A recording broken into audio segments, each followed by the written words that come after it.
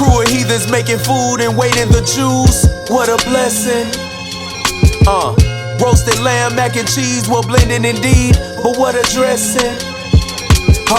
Mashiach trumps loud, cloud is the soul chassis. Head of snow, head to toe, all white with the gold sashes. Flag front de Levant, punched on the old atlas. The streets of freedom, Dorica, Edom on my old mattress. Let me get this straight, you want the saints to push past your worst. White drop cocaine in our domains, they foot track the work. They hit the news and act removed from cook, crack, dispersed. And y'all grafted in with who? Book, chapter, verse. Christian Louboutins need you. You know, these things don't discourage us, because just as we read a few weeks ago, man, it's only going to be a few travelers, man. People going to walk past it and not care about God, right? Just as they did in the time of Noah, right? But they going to have to see that destruction. And we're on the brink of something that's, man, it's going to be heavy. And we're going to have to watch our brothers and sisters reap this punishment because they turn their ear from hearing the law, right? And they're going to be kind of praying during that time when they turn their ear away from the words of the Lord, right? And it's going to be as an abomination, as we read in the book of Proverbs, right? Most High God's not going to hear you when you out here crying. Oh, God, help me now. I know I kind of kept turning away from you, but I see the fire coming now, and I don't want it. Now you got to be destroyed. We didn't want to see you destroyed. That actually hurts us. Had a point? John, absolutely. This is the book of Zechariah, chapter 7 and verse 11. But they refused to hearken and pull away their shoulder and stop their ears that they should not hear. Yea, it said, so basically, I'm reading verse 12.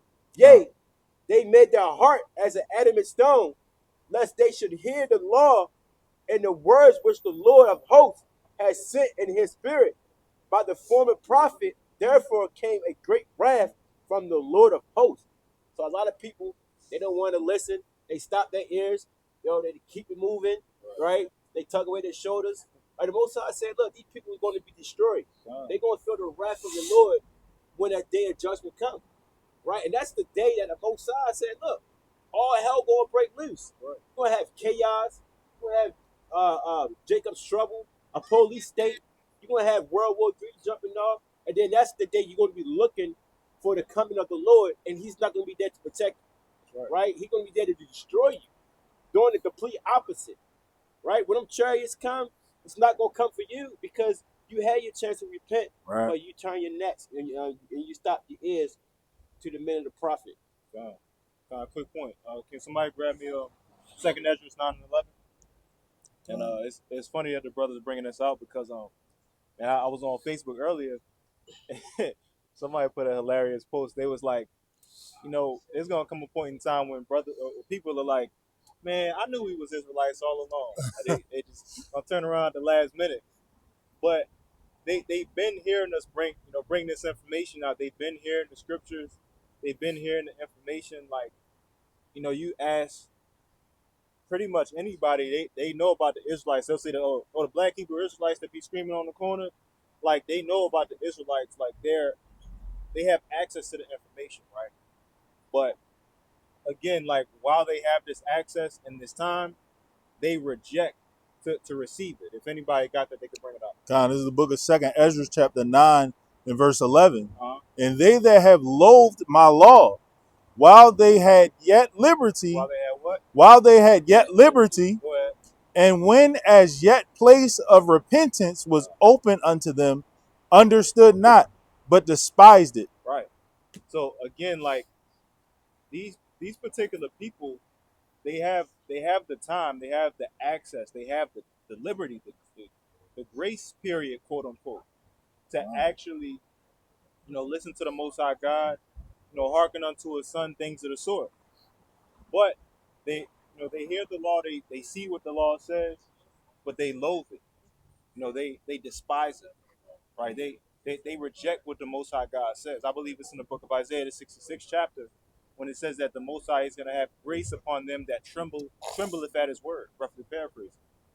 Like, a lot of people, they don't tremble at the words of the Most High God. You tell them, well, brother, you shouldn't be eating unclean foods, this, that, and the third.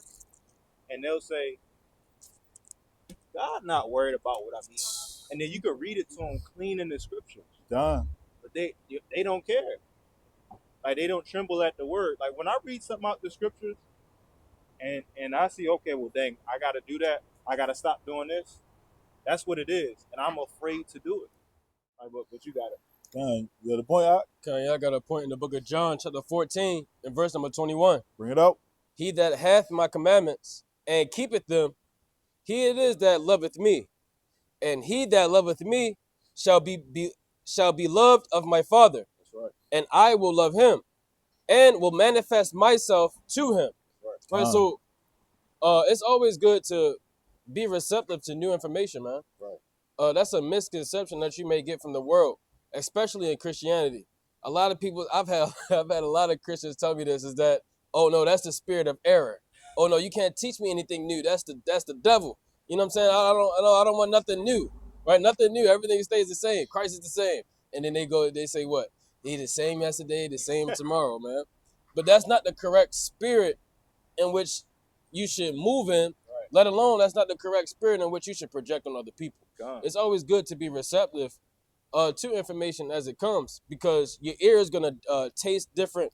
The same way your tongue tastes different meats is the same way your ear is gonna try words. And that's why it's good to have that spiritual discernment and to be knowledgeable in what the truth is, so you can discern the right from wrong. So a lot of the individuals that may have come across this video that may not be on this life path, you got to understand to where as though when you are looking for certain things and you decide to take that leap of faith and keep the commandments of God, there is a promise for you, as the brothers were saying. So what we are trying to give to you could be the answers that you've been looking for all along, man. Right? And that's what the Lord just said. The person that actually sacrifices to keep the commandments, the person that actually set aside the world to follow after the Lord, that's the person that the Lord is going to manifest himself unto. That's right. And you never know who it may come by. So that's why, like the brothers are saying, we may not get discouraged. We may not be the individuals that you receive the message from, but that's what we out here to do, man. And that's why it's good to always be receptive to information as it comes to you. Absolutely. And it's crazy, right? Because our people, to a degree, realize we're in a captivity, right? And they'll read things like Jeremiah, Jeremiah 29?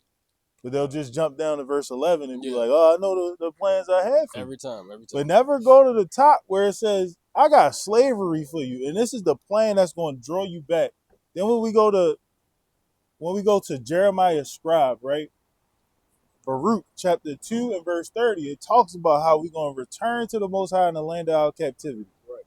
Now we separate these things, and it's kind of like, yeah, I don't really believe in that book when it clearly lines up with the rest of the narrative, but nobody wants to receive the rest of the word. And I was talking to a brother earlier this week. He was reading through Proverbs, and he called, his pastor or whatever.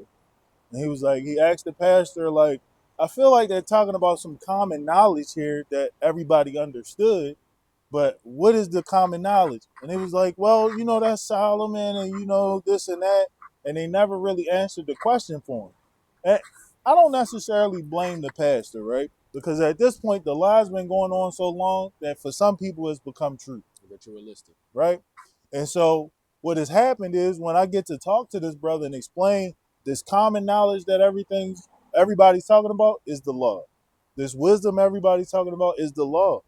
And so if you go to those things, then you'll understand what Solomon's even talking about.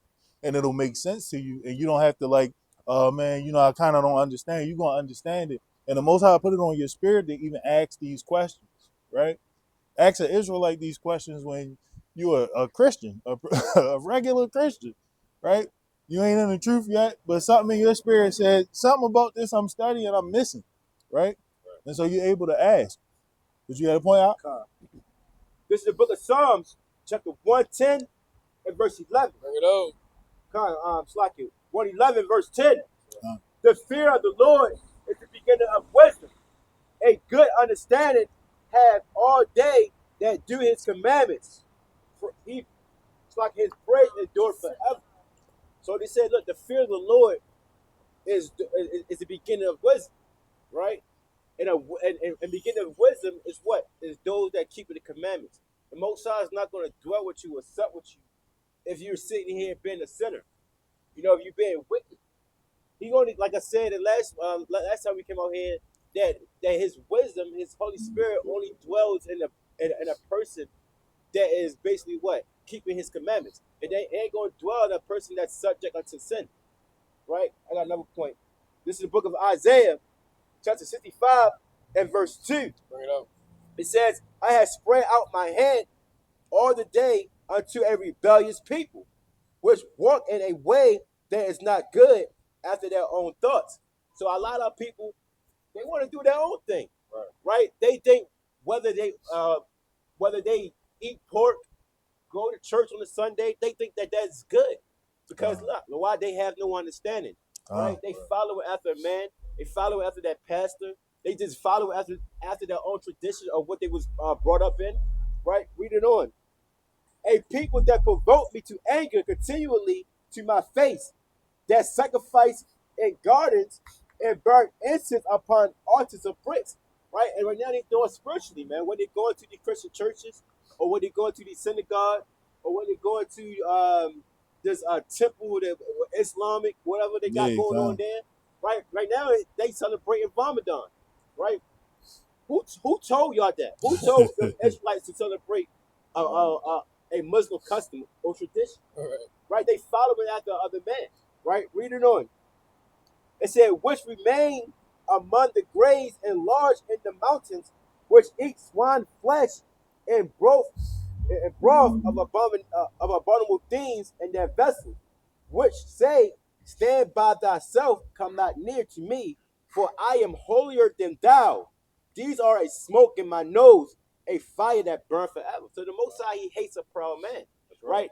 A lot of Christians, they think they just too good, right? They don't want to listen to you because they think they know the Bible, right? They think they think that they saved already, right? They think they're holier than thou. When we tell them and show them their sins, you can't tell me God said the law is done away with. There's no verse to say the law is done away with. Right? They puffed up and proud and don't even know that they in the midst of sin, and they're gonna be in trouble when the Most High return, man. So the Most High hates a proud heart. That's right. Good point. Can the brother grab Sirach 126? And it's real interesting. The scripture the brother brought out in Psalm, right? Because now I was listening to a conversation, and the brother, he was just he was inquiring. He had a bunch of questions, and he was just like, well, I believe that the Lord is going to come back on this day because of X, Y, and Z. And then, like, when you dig deeper, you find out that these brothers that get into these doctrines, you ask them, or have you kept the feast days? Do you keep the commandments? And then it gets down to it, and they don't keep the commandments, right? But he was just doctrine after doctrine, right? But the scriptures are very clear, and they speak expressly that if you desire wisdom, or if you want wisdom, then obey the Most High God, right? But whoever got it, bring it up. Sirach 1, verse number 26. Bring it up. If thou desire wisdom, keep the commandments, and the Lord shall give her unto thee. Right. It's plain and simple. That's right. If you desire wisdom, keep the commandments of the Most High God. Like I know a lot of people, they're in they're in Christianity or whatever, and what happened is they have like all of these deep topics that they want to discuss.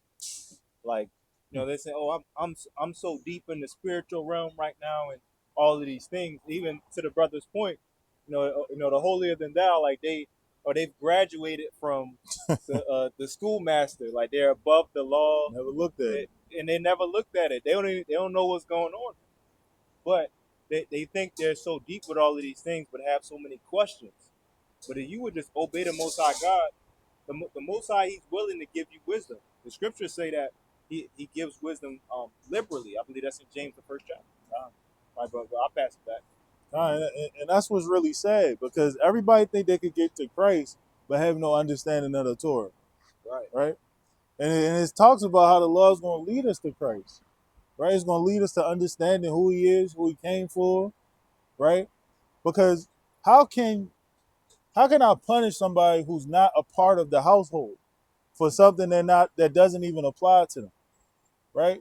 Why am I applying things to Moab and Ammon and Esau and all these other people when these things aren't for them, right? They can't sin against the Most High God according to the Torah that he gave unto Moses and the rest of the people, right? They don't hold these covenants. So how are they being redeemed from the sins under these covenants? Right. It don't even make no sense, right? But now everybody, I'm saved, man. I'm free from sin, right? Well, why were you even under this? You aren't even brought under this bond, right? That was for us. We're the ones who broke this commandment, so we're the ones who needed the salvation, right? It really gets sad. If you could grab me 2nd Ezra chapter 16 and verse 77, right? Because the brother brought out a beautiful point. We want the Most High to dwell with us when we're in sin, right?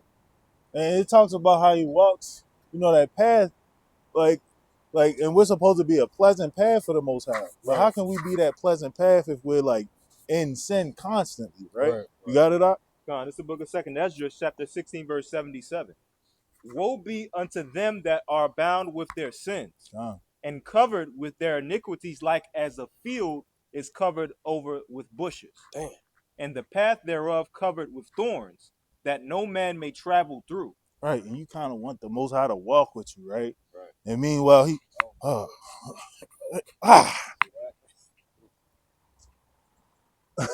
Hey, what kind of sense does that make, man? He's trying to make everything great for you, and you making it hard. You making it difficult for him, right? He can't even walk amongst you, right? And so we got to change our ways and live for the Most High God and not be so wicked. Right? Heathens making food and waiting the Jews. What a blessing. Roasted lamb, mac and cheese, well blending indeed. But what a dressing. Mashiach trumps loud, cloud is the soul chassis. Head of snow, head to toe, all white with the gold sashes. Flag front de Levant, punched on the old atlas. The streets of freedom, Dorica, Edom on mold mattress. Let me get this straight, you want the saints to push past your worst. White drop cocaine in our domains, they foot track the work. They hit the news and act removed from cook crack dispersed. And y'all grafted in with who? Book chapter verse. Christian Louboutins need Jerusalem.